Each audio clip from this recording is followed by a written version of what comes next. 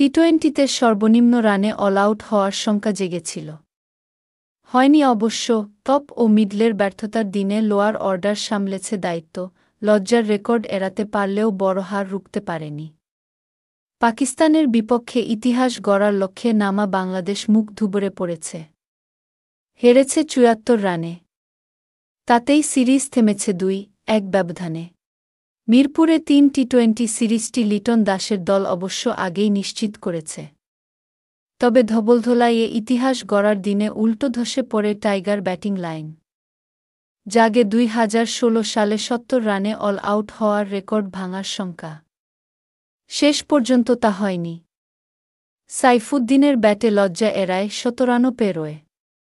তবে সফরকারীদের তোলা ১৭৮ রানের জবাবে ১০৪ রানের বেশি যেতে পারেনি। ২০০-র কাছাকাছি লক্ষ্যে এদিন আসা ও যাওয়ার মাঝে ছিল বাংলাদেশের ব্যাটাররা। শুরুটাই হয় নড়বড়ে। ওপেনিংয়ে ফেরা তানজিদ হাসান রান করতে পারেননি। ৩-এ নামা লিটন দাসও ঢুকেছেন। অধিনায়কের ব্যাটে আসে মোটে ৮ রান। এরপর যারাই এসেছে ফেরত গেছেন দ্রুত। দলে ঢোকা মেহেদী হাসান মিরাজ ৮ বলে করেন ৯ রান। জাকের আলী, মেহেদী হাসান, শামীম হোসেন ছিলেন ব্যর্থ। এদের কেউই পারেনি ২ অঙ্ক ছুঁতে। ০ রানে উইকেট হারানো টাইগাররা ৫ ব্যাটার হারায় ২৫ রানে।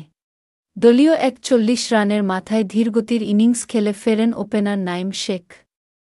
১৭ বলে করেন মোটে ১০ রান। পাকিস্তানের হয়ে ৪ ওভারে ১৯ রান খরচায় ৩টি উইকেট নিয়েছেন সালমান মির্জা।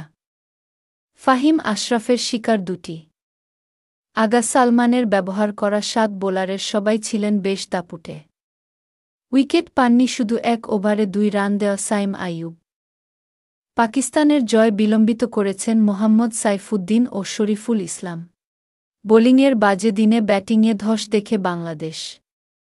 তাতেই আসে বড় হার। সিরিজের প্রথম টি-টোয়েন্টিতে পাকিস্তান হারে ৭ উইকেটে। দ্বিতীয়টিতে সফরকারীদের ৮ রানে হারিয়ে সিরিজ নিশ্চিত করে বাংলাদেশ।